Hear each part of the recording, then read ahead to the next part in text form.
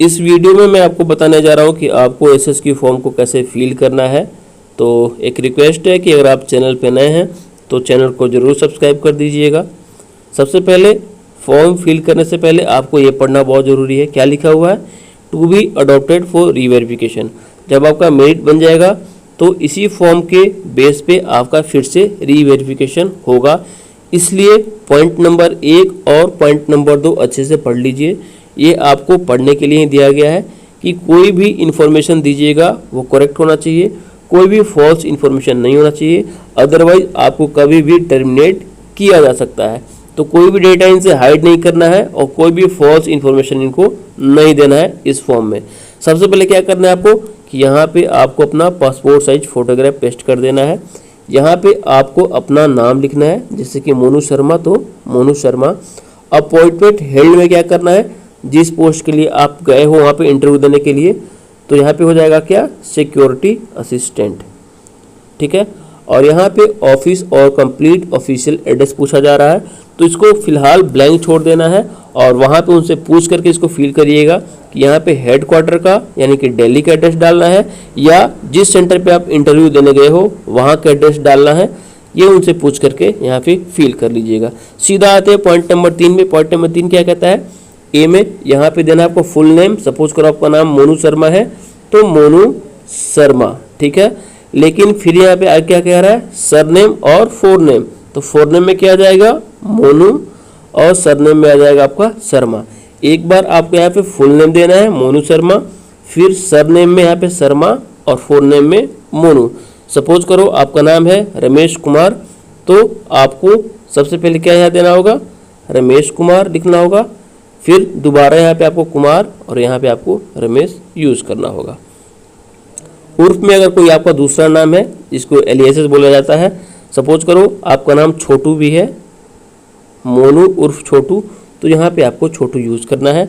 अगर कोई उर्फ नेम में आपका कुछ नहीं है तो यहाँ पे नॉट अप्लीकेबल लिखना है, इसको ब्लैंक नहीं छोड़ना है। वैसे ही सी नंबर पॉइंट है कि आपके बर्थ के टाइम में अगर आपके घर वालों ने कोई नाम आपको दिया था, जैसे कि चीकू हो सकता है, तो यहाँ पे चीकू यूज़ करना है। अदरवाइज यहाँ पे भी आपको नॉट अप्लीकेबल लिख देना है। कोई भी डेटा जो आपसे रिलेटेड नहीं है वहाँ पे ब्लैंक ना छोड़ करके वहाँ पे नॉट अप्लीकेबल लिखना मस्ट है, ठीक है। उसको ब्लैंक छोड़ के नहीं जाना है। पॉइंट नंबर 4 क्या कह रहा है, एड्रेस। सबसे पहले आपको देना है अपना present address, house number, street number या लोकेलिटी। फिर आपको यहाँ पे टाउन या village, police station, post office, district, state और पिन कोड। हो सकता है 1 और 2 आपके पास ना हो तो यहाँ पे नॉट अप्लीकेबल, नॉट अप्लीकेबल आप विलेज से भी शुरू कर सकते हो। फिर आगे है आपका परमानेंट एड्रेस, जो आपका नेटिव आपका विलेज है, जो आपका गांव है, जहाँ से आप बिलोंग करते हो, उसका एड्रेस आपको यहाँ पे डालना है। और यहाँ पे डालना था जहाँ पे आप पिछले 1 साल से या 6 महीने से रह रहे हो या उससे ज़्यादा। अगला है पॉइंट नंबर 3। पॉइंट नंबर 3 का ही ये 3 है, ठीक है। इसमें क्या पूछा जा रहा है कि if originally a resident of a country other than India, अगर आप इंडिया से बाहर किसी दूसरे देश के नागरिक हो, जैसे कि नेपाल के या भूटान के, तभी आपको ये फिल करना है, अदरवाइज ये आपके लिए एप्लीकेबल नहीं है। तो क्या करना है, यहाँ पे दे देना है not applicable, not applicable, not applicable सभी पॉइंट में, ठीक है।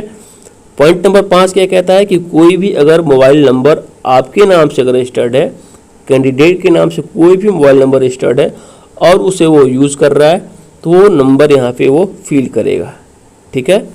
वैसे ही आपको अपना एक वैलिड ईमेल आईडी यहाँ पे कम्युनिकेशन के लिए पेस्ट करना है। साथ ही पॉइंट नंबर 7 क्या कह रहा है कि registration number of personal vehicle in the name of the candidate and used by him.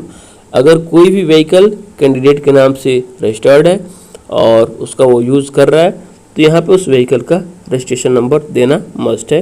Point number 8 क्या कह रहा है, एक्टिव बैंक अकाउंट नंबर। अगर कैंडिडेट का कोई भी बैंक अकाउंट एक्टिव है तो वो यहाँ पे यूज़ करेगा। साथ ही पॉइंट नंबर 9 क्या कह रहा है, पैन नंबर, तो यहाँ पे आपको पैन नंबर देना होगा। पॉइंट नंबर 10 क्या कह रहा है, पर्सनल पासपोर्ट नंबर। अगर कैंडिडेट के पास पर्सनल पासपोर्ट है तो उसका नंबर, और साथ ही आपको वैलिडिटी डेट यहाँ पे आपको देना है। पॉइंट नंबर 11 जो है वो कैंडिडेट के बर्थ से रिलेटेड है। तो date of birth, place of birth, district, state और कंट्री। प्लेस ऑफ बर्थ में आप विलेज का नाम यूज़ कर सकते हो, फिर आप डिस्ट्रिक्ट दोगे, फिर स्टेट, फिर कंट्री। पॉइंट नंबर 12 क्या कह रहा है, नेशनलिटी, तो यहाँ पे हो जाएगा आपका इंडियन। रिलीजन हो जाएगा आपका हिंदू, सिख, मुस्लिम, जो भी यहाँ पे। पॉइंट नंबर 13 कह रहा है कि अगर पिछले 3 साल में 1 साल से ज़्यादा अगर कहीं आप रहे हो तो कब से कब तक रहे हो, और वहाँ का फुल एड्रेस आपको यहाँ पे देना होगा। सपोज करो आप पिछले 3 साल से दिल्ली में ही रह रहे हो, तो पिछले 3 साल से कोई भी एक टेंटेटिव डेट यहाँ पे आपको दे देना है। सपोज करिए 25 सितंबर 2020 से 25 सितंबर 2023, और यहाँ पे फुल एड्रेस। अगर पिछले 1 साल से कहीं रह रहे हो तो यहाँ पे 25 सितंबर 22 25 सितंबर 23, और यहाँ पे फुल एड्रेस। यहाँ पे थोड़ा इस पॉइंट को समझना बहुत ज़रूरी है, ठीक है। बहुत कैंडिडेट इसको समझ नहीं पाएंगे, इसलिए मैं बता दे रहा हूँ कि हाँ, ये बोला जा रहा है कि पिछले 3 सालों में 1 साल से अधिक कहीं रहे हो तो उसका डिटेल यहाँ पे देना है। सपोज करो आप 5 या 6 साल से दिल्ली में ही रह रहे हो, तो आपको 6 साल का डिटेल नहीं देना है, आप 3 साल का डिटेल दोगे। सपोज करो आप 3 साल से अधिक कहीं रह रहे हो, ठीक है, तो वहाँ पे आपको पिछले 3 साल का डिटेल देना होगा। लेकिन अगर 2 साल से कहीं रह रहे हो तो 2 साल का डिटेल देना होगा। पॉइंट नंबर बी क्या कह रहा है कि अगर आप कहीं बाहर रहे हो, अब्रॉड, अगर इंडिया से बाहर कहीं रहे हो 1 साल से ज़्यादा, तो आपको फिल करना है otherwise not applicable, not applicable, not applicable. अब देखते हैं कि पॉइंट नंबर 14 क्या कह रहा है कि अगर कोई भी ऐसा पर्सन जो किसी दूसरे देश का हो, अगर आप उसके कांटेक्ट में हो तो आपको उसका डिटेल यहाँ पे देना होगा, अदरवाइज यहाँ पे भी नॉट अप्लीकेबल हो जाएगा। मैक्सिमम पॉइंट ऐसे हैं जहाँ पे आपको नॉट अप्लीकेबल करना होगा क्योंकि वो आपसे रिलेटेड नहीं होंगे। यहाँ पे पॉइंट नंबर 15 क्या कह रहा है कि if applicable please give full name, date, place of birth and occupation of spouse. अगर आप शादीशुदा हो तो अपने वाइफ, और अगर आप फीमेल हो तो अपने हस्बैंड के डिटेल को यहाँ पे आपको फिल करना होगा। अगर आप वो फॉरेन कहीं विजिट किए हैं, किसी दूसरे कंट्री में विजिट किए हैं या उनके रिलेटिव विजिट किए हैं तो उनका भी डिटेल, अगर आपकी वाइफ के रिलेटिव भी कहीं फॉरेन में विजिट किए हैं तो उनका डिटेल आपको यहाँ पे देना होगा, अदरवाइज ये भी नॉट अप्लीकेबल हो जाएगा और ये भी नॉट अप्लीकेबल अगर आप शादीशुदा नहीं हो तो। पॉइंट नंबर 16 का एक कह रहा है कि अगर कोई भी ऐसा पर्सन जो 18 साल से ज़्यादा हो और आपके साथ रह रहा हो तो उसका full name, date and place of birth, relationship और ऑक्यूपेशन का डिटेल आपको यहाँ पे देना होगा कि वो क्या करता है, क्या व्यवसाय करता है, उसका नाम क्या है, उसका डेट ऑफ बर्थ क्या है और आपके साथ रिलेशन क्या है। साथ ही पॉइंट नंबर 2 क्या कह रहा है कि अगर कोई भी 18 वर्ष से अधिक का आपके साथ रहा हो और वो विजिट किया हो अब्रॉड, अगर फॉरेन कंट्री में गया हो तो यहाँ पे उसका डिटेल देना है, अदरवाइज ये भी आपका नॉट अप्लीकेबल हो जाएगा। पॉइंट नंबर 17 जो है ये मैक्सिमम लोगों के लिए नॉट अप्लीकेबल ही होगा क्योंकि यहाँ पे ये पूछा जा रहा है कि आप कभी अरेस्ट हुए हो, कभी प्रोसिक्यूट हुए हो, कभी आपको डिटेंशन किया गया है, कभी आप पे कोर्ट में केस चला है, उसके बारे में यहाँ पे दिया गया है। तो बहुत सारे कैंडिडेट के केस में ये नॉट अप्लीकेबल ही होगा। और वैसे ही पॉइंट नंबर ई कह रहा है कि पब्लिक सर्विस कमीशन के एग्ज़ाम में कभी आपको रोका गया है या किसी भी यूनिवर्सिटी के एग्ज़ाम में आपको रोका गया है या किसी नौकरी से आपको डिस्चार्ज किया गया है, डिसमिस किया गया है। पॉइंट नंबर एच कह रहा है कि किसी भी ट्रेनिंग इंस्टीट्यूट से अगर आपको हटाया गया है, आपको बाहर किया गया है तो आपको यहाँ पे डिटेल देना है, अदरवाइज ये भी आपका नॉट एप्लीकेबल हो जाएगा। तो पॉइंट नंबर 17 का सारा पॉइंट मैक्सिमम कैंडिडेट के लिए नॉट एप्लीकेबल हो जाएगा। पॉइंट नंबर 18 क्या कह रहा है कि has any criminal cases has been registered against you, अगर कोई भी क्रिमिनल केस आपके अगेंस्ट रजिस्टर्ड हुआ है तो उसका डिटेल आपको देना होगा, अदरवाइज ये भी आपका नॉट एप्लीकेबल हो जाएगा। वैसे ही पॉइंट नंबर 19 क्या कह रहा है, इन एनी केस और इंक्वायरी पेंडिंग अगेंस्ट यू, अगर कोई भी इंक्वायरी या केस आपके अगेंस्ट पेंडिंग है, अगर आप बेल पे हो तो उसका डिटेल यहाँ पे देना है, अदरवाइज ये भी आपका नॉट एप्लीकेबल हो जाएगा। पॉइंट नंबर 20 क्या कह रहा है 20 कि अगर आप किसी भी युद्ध में, किसी भी वॉर में आप बंदी बनाए गए हो किसी दूसरे देश में, तो यहाँ पे उसका डिटेल देना है, अदरवाइज यही आपका नॉट एप्लीकेबल हो जाएगा।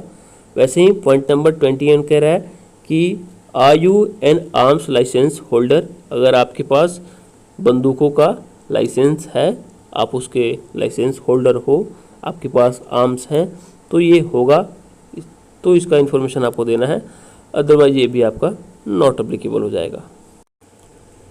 अब हम देखते हैं पॉइंट नंबर 22 का ए, पर्टिकुलर्स ऑफ क्लोज रिलेटिव, जो भी आपके क्लोज रिलेटिव है उनका डिटेल यहाँ पे आपसे मांगा जा रहा है। सबसे एक नंबर पे आपके फादर, यहाँ पे आपके फादर का नाम हो जाएगा, यहाँ पे नेशनलिटी पूछा जा रहा है, जहाँ पे उनका जन्म हुआ तो ये हो सकता है इंडियन।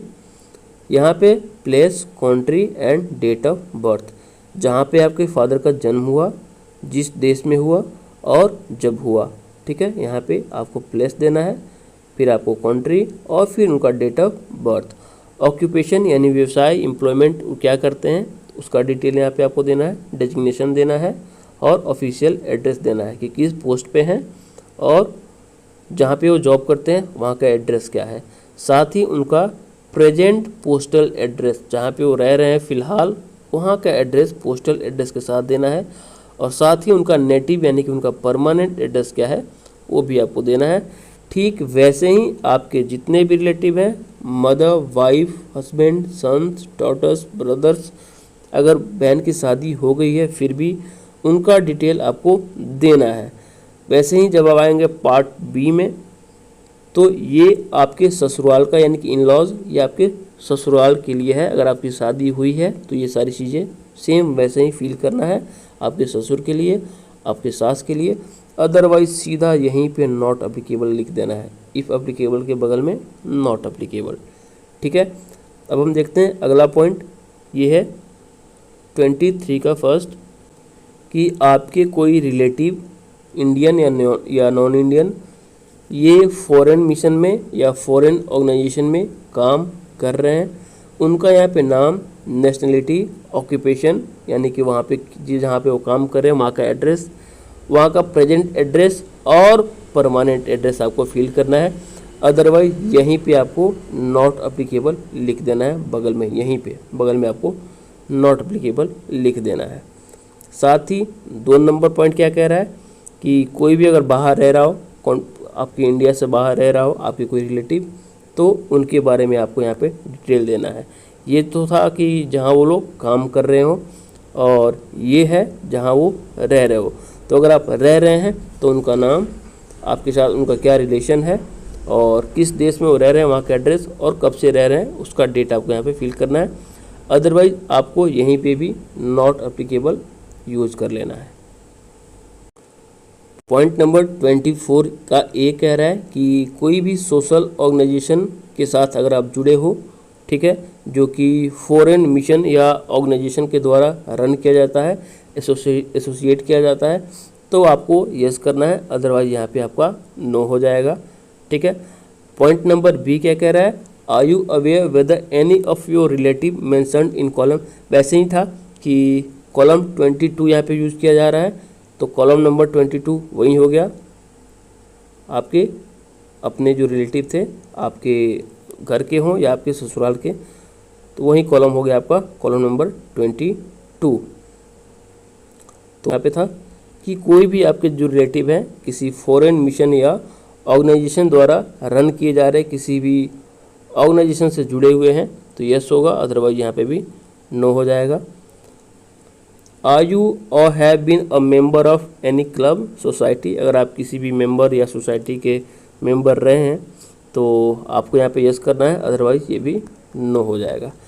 यहाँ पे क्या कह रहा है, if the answer to A B and C or any of them is yes, यानी कि ऊपर जो भी ये तीन क्वेश्चन किए गए हैं, अगर इसमें कहीं पे भी यस है तो उस ऑर्गेनाइजेशन का नाम देना है, ऑफिस बियरर का नाम देना है, पीरियड ऑफ मेंबरशिप देना है कि आप उस क्लब में कब से कब तक थे, detail of any post office held whether still active or not, वो ऑर्गेनाइजेशन अभी एक्टिव है या नहीं है, और बाकी कोई डिटेल होगा तो आपको देना है, अदरवाइज ये भी आपके लिए नॉट अप्लीकेबल ही हो जाएगा। पॉइंट नंबर 25 का ए क्या कह रहा है, have you ever been a member worker of any political party organization or participated in any political activity, अगर आप किसी पार्टी के या ऑर्गेनाइजेशन के मेंबर रहे हो तो यस करना है, अदरवाइज ये भी नो हो जाएगा और ये भी नो हो जाएगा अगर आपके रिलेटिव भी उससे नहीं जुड़े होंगे तो।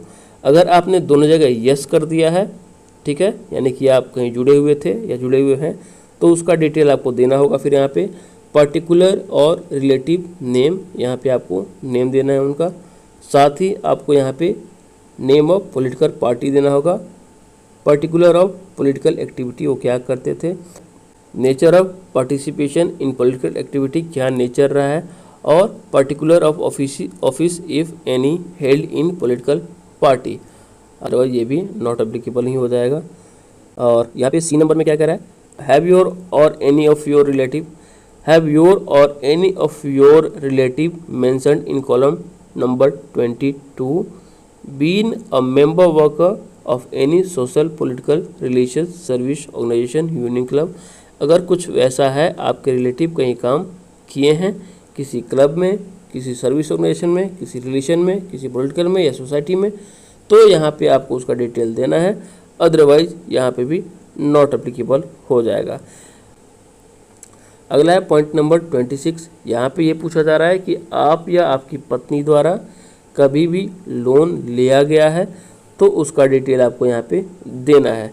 कोई भी ऐसा लोन जो आप अपने रिलेटिव से लिए हुए हैं जिसका इंटरेस्ट आपको नहीं देना है तो वो लोन में काउंट नहीं होगा, ठीक है। अगला है 27, state source of your income and that of the member of your family, आपका और आपके पूरी फैमिली का इनकम क्या है, सोर्स ऑफ इनकम क्या है, यहाँ पे आपको फिल करना है।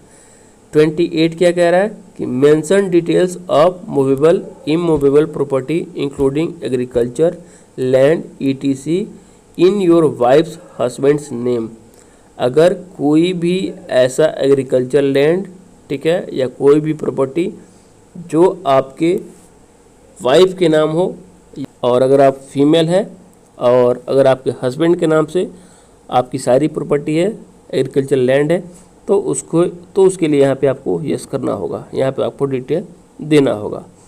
और वैसे ही जैसे पॉइंट नंबर 1 और पॉइंट नंबर 2 था, वैसे ही पॉइंट नंबर 29 और 30 आपको केवल पढ़ना है और फिर आपको यहाँ पे अपना सिग्नेचर कर देना है।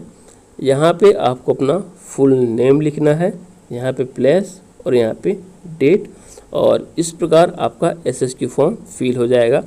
ये इंग्लिश में है तो जिन कैंडिडेट को अच्छे से समझ में नहीं आया होगा इंग्लिश की वजह से, उनके लिए मैंने एसएसक्यू फॉर्म बाइलिंगुअल यानी कि हिंदी इंग्लिश दोनों में, यानी कि इंग्लिश में भी लिखा हुआ है और इसके ऊपर हिंदी में भी लिखा हुआ है, उसका फॉर्मेट मैंने अपने टेलीग्राम चैनल पे डाल दिया है, आप वहाँ से जाकर के देख सकते हो ताकि आपको सारी चीज़ अच्छे से समझ में आए, क्योंकि वहाँ पे हिंदी और इंग्लिश दोनों में दिया गया है।